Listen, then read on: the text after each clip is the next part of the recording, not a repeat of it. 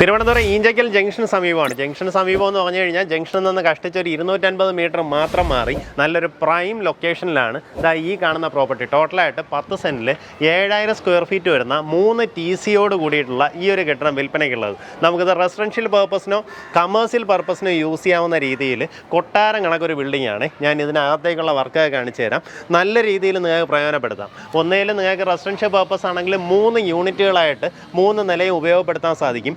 ഇപ്പോൾ തന്നെ നിലവിൽ ഇതിൻ്റെ ഏറ്റവും മേളത്തെ നില വാടകയ്ക്ക് കൊടുത്തിട്ടുണ്ട്. അതിൽ മാത്രം മാസം 30,000 രൂപയാണ് വാടക കിട്ടുന്നത്. അപ്പോൾ താഴേക്കാണെന്നുണ്ടെങ്കിൽ എത്രത്തോളം വാടക കിട്ടുമെന്ന് നിങ്ങൾക്ക് തന്നെ അറിയായിരിക്കുമല്ലോ. കാരണം നമ്മുടെ എയർപോർട്ട് എല്ലാ സൗകര്യങ്ങളോടും ചുറ്റപ്പെട്ട് കിടക്കുന്ന അടിപൊളി ഒരു ലൊക്കേഷനിലാണ് പ്രോപ്പർട്ടി ഉള്ളത്.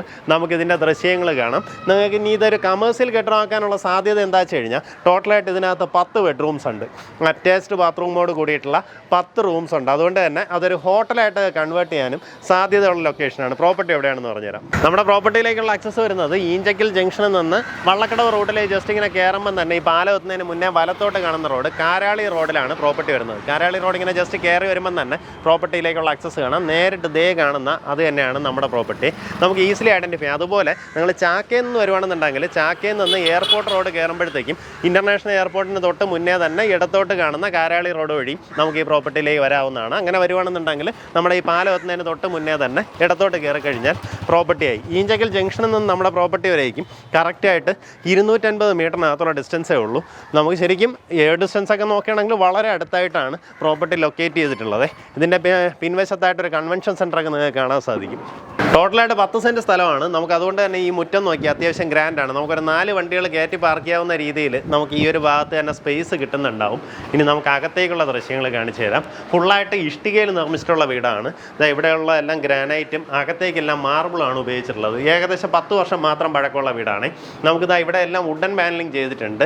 ഇതെല്ലാം തേക്കിൻ തടിയിലാണ് നമുക്കിതാ ഈ കാണുന്ന വർക്കുകളെല്ലാം തന്നെ ചെയ്തെടുത്തിട്ടുള്ളത്. മുൻവശത്തെ വാതിൽ നോക്കി നല്ല ഗ്രാൻഡായിട്ട് വലിയൊരു തേക്കിൻ തടിയിലാണ് നമുക്കിതാ ഈ കാണുന്ന വാതിൽ ചെയ്തെടുത്തിട്ടുള്ളത്. അവിടെ നമ്മൾ നേരെ കയറി പോകുമ്പോൾ നമ്മുടെ ലിവിങ് സ്പേസ് ആണ്. ഇതിൽ കാണുന്ന ഫർണിച്ചർ ഉൾപ്പെടെയാണ് നമ്മളിന്ന് വില പറയാൻ പോകുന്നത്. ഇതാ ഈ കാണുന്ന പോലെ വലിയൊരു ലിവിങ് സ്പേസ്.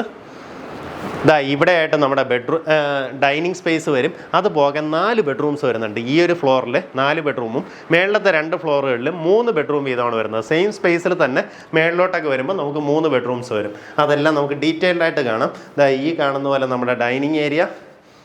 അവിടെ നേരെ വരുന്നത് നമ്മുടെ കിച്ചണിലേക്കാണ്. കിച്ചണിൽ ഫുള്ളായിട്ട് ഇതാ ഈ രീതിയിൽ മോഡലാ കിച്ചൻ്റെ വർക്ക് ചെയ്തിട്ടുണ്ട്.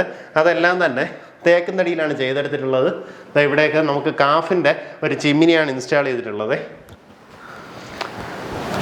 അവിടെ നമുക്ക് ശരിക്കും കണക്റ്റഡ് ആയിട്ട് തന്നെ ഒരു വർക്ക് ഏരിയ പോലെ ചെയ്തെടുത്തിട്ടുണ്ട്. അവിടെ നമ്മൾ വീണ്ടും പിൻവശത്തേക്ക് ഇറങ്ങിക്കഴിഞ്ഞാൽ സ്റ്റാഫിനൊക്കെ താമസിക്കാവുന്ന രീതിയിൽ പിൻവശത്തായിട്ട് ഒരു റൂം കാണാം. ഇതും വന്നിട്ട് നമുക്ക് ടോയ്ലറ്റ് സൗകര്യത്തോട് കൂടിയിട്ടുള്ള റൂമാണ്. അവിടെയും നമുക്ക് വീണ്ടും ഒരു റൂം ചെയ്തിട്ടുണ്ട്. അതിനകത്താണ് വാഷിംഗ് മെഷീനും കാര്യങ്ങളും എല്ലാം വെച്ചിട്ടുള്ളത്.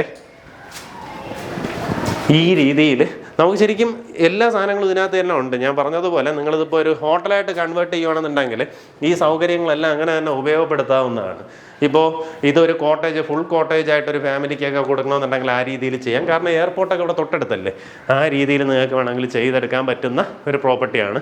ഇതിലൊരു 2 റൂമിൽ വന്നിട്ട് ഇപ്പോൾ സാധനങ്ങൾ കീപ്പ് ചെയ്തൊക്കെയാണ് കേട്ടോ. അപ്പോൾ അത് ഞാൻ തുറന്ന് കാണിക്കുന്നില്ല, ബാക്കിയുള്ളത് കാണിച്ചു തരാം.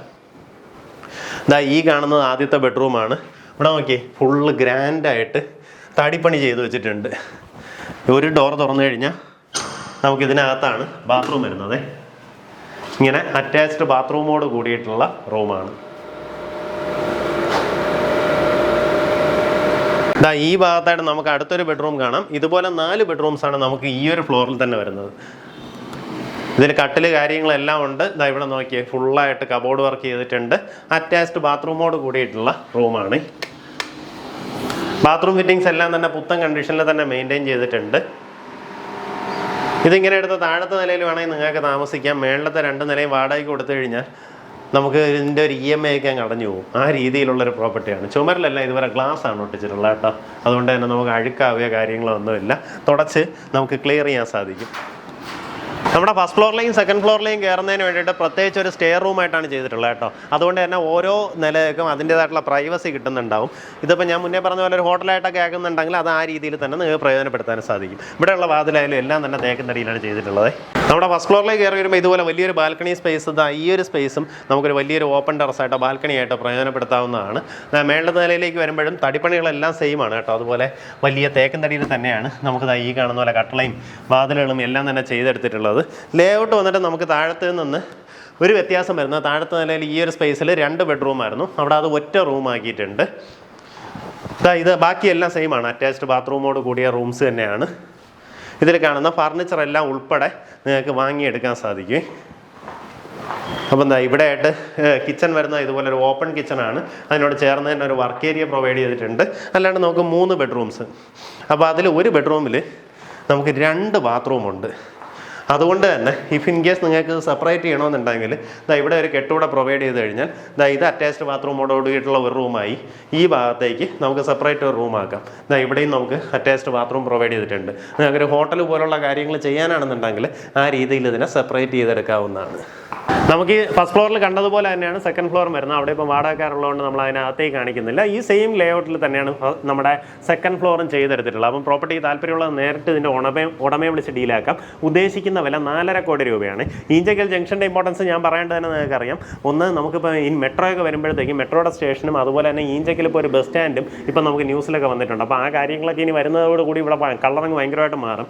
ഇപ്പോൾ അവിടെ ഒരു മേൽപ്പാലത്തിൻ്റെ വർക്ക് നടക്കുന്നതുകൊണ്ടാണ് ഇപ്പോൾ അവിടെയൊക്കെ അടച്ചു വെച്ച് ആ ഒരു ട്രാഫിക് കഞ്ചക്ഷനും കാര്യങ്ങളൊക്കെ ഉള്ളത്. അപ്പോൾ അതെല്ലാം ക്ലിയർ ആവുന്നതോടുകൂടി ഈഞ്ചക്കൽ ജംഗ്ഷൻ ഭയങ്കര ഇമ്പോർട്ടൻസ് വരുന്ന ലൊക്കേഷൻ ആവും. ഇപ്പോൾ ഇതുപോലുള്ള ചുറ്റുവട്ടത്ത് ഒത്തിരിയധികം ഹോട്ടൽസ് വരുന്നുണ്ട് കേട്ടോ. കാരണം ഇപ്പോൾ എയർപോർട്ട് നമുക്കിവിടെ നിന്ന് ഡൊമസ്റ്റിക് എയർപോർട്ടിലേക്കും ആക്സസ് ഉണ്ട്, ഇൻ്റർനാഷണൽ എയർപോർട്ടിലേക്കും ആക്സസ് ഉണ്ട്. ആ രീതിയിൽ വരുന്ന ഒരു ലൊക്കേഷനാണ്. അപ്പോൾ എയർപോർട്ടിന് തൊട്ടടുത്തൊക്കെ ഹോട്ടൽസിന് സാധ്യതയുള്ള ഒരു ലൊക്കേഷനാണ്. ഇനി അതല്ല, നിങ്ങളടുത്ത് ഒരു ഫാമിലിക്ക് ആവട്ടെ അല്ലെങ്കിൽ ഒരു കമേഴ്സ്യൽ പർപ്പസിന് വാടകയ്ക്ക് കൊടുത്താലും നമുക്ക് അത്യാവശ്യം നല്ല രീതിയിൽ റെൻ്റൽ ഇൻകം കിട്ടാൻ സാധ്യതയുള്ള ഒരു ലൊക്കേഷനാണ്. താല്പര്യമുള്ളത് നേരിട്ട് വിളിച്ച് ഉദ്ദേശിക്കുന്ന വില 4.5 കോടി രൂപയാണ്. ഈ പറഞ്ഞിരിക്കുന്ന വിലയിൽ നെഗോസിയേഷന് സാധ്യതയുണ്ട്.